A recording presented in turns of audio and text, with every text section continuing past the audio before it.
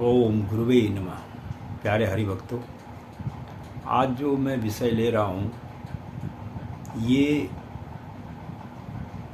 भगवान गौतम बुद्ध के बारे में लिया जा रहा है। आशा करता हूँ कि आपको काफ़ी ये बुद्ध पूर्णिमा में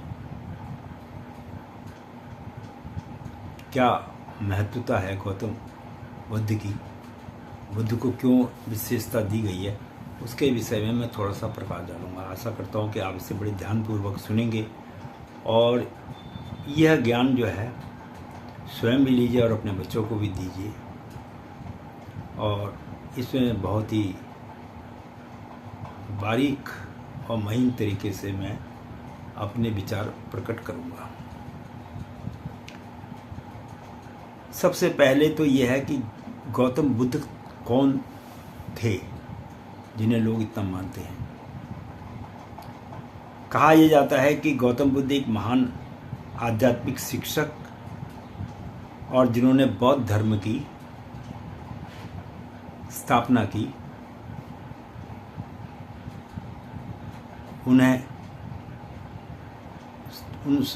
उन्हीं को जो है गौतम बुद्ध कहा जाता है।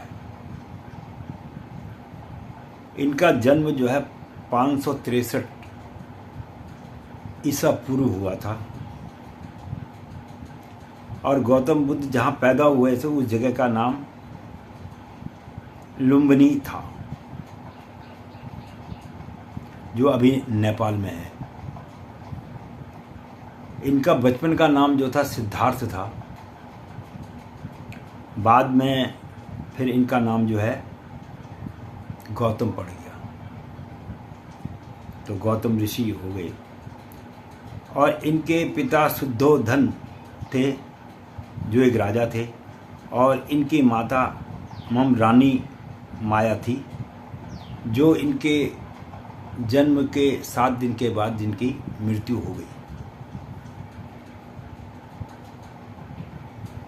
अब इन्होंने जो है अपने जीवन काल में जब यह 29 वर्ष के हुए तो अपना घर बार सब त्याग कर जंगलों में चले गए और 35 वर्ष की आयु में इनको ज्ञान की कुछ प्राप्ति हुई। कहते हैं कि कुछ मनुष्य जब पैदा होता है तो एक प्रकार से वह भगवान के रूप ही माना जाता है, लेकिन अब उस व्यक्ति के अंदर में अपनी कुंडलियों को जागृत करने की कितनी इच्छा होती है वो उस पर निर्भर करता है। तो जिस आदमी की जितनी ज़्यादा कुंडली जागृत हो जाती है, जितना ज़्यादा कुंडली जागृत करेगा, वह उतना ही जो है ज्ञान की प्राप्ति कर लेता है। तो इनको गौतम बुद्ध जी को जो है जो ज्ञान प्राप्त हुआ वो बौद्ध गया में हुआ। और इन्होंने जो पहला अपना उपदेश सुनाया वो सारनाथ में दिया था। इन्होंने अपना जो है जब इनको ज्ञान प्राप्त हुआ तो गौतम बुद्ध जी ने दुखों के कारण जो आदमी को मुक्ति मिले उसके बारे में बताया कि कैसे दुखों से मुक्ति मिल सकती है। इस विषय में उन्होंने ज्ञान दिया और इनका विवाह भी हुआ, क्योंकि राजा के पुत्र थे।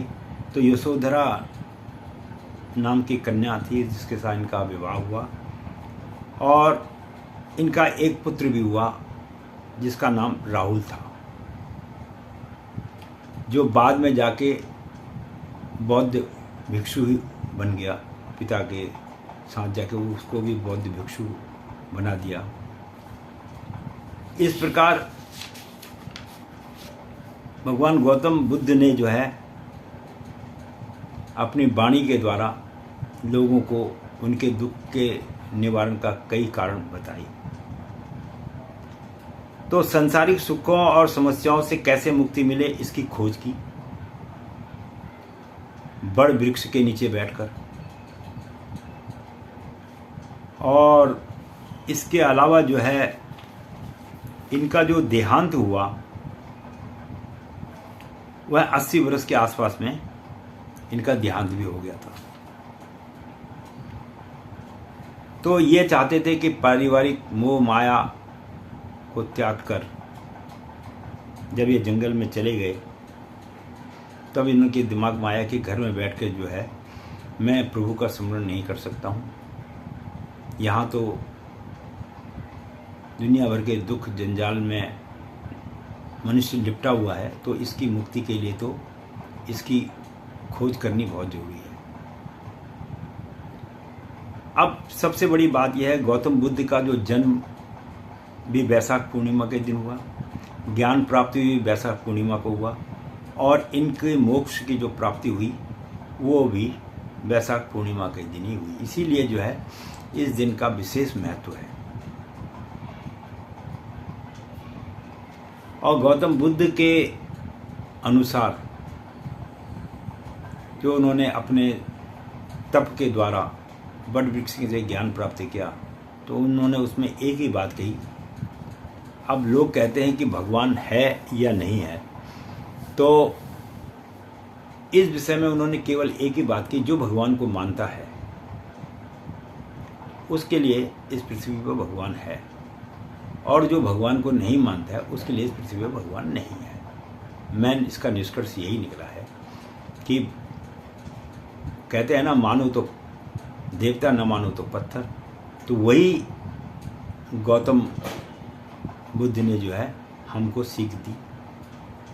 और जो उनकी शिक्षाएं वगैरह हैं, एक संत की शिक्षा तो अच्छी होती है, तो उसका हमको अमल करना चाहिए, पालन करना चाहिए, और मनुष्य किस प्रकार सुखी रह सकता है उसके विषय में चिंतन करना चाहिए।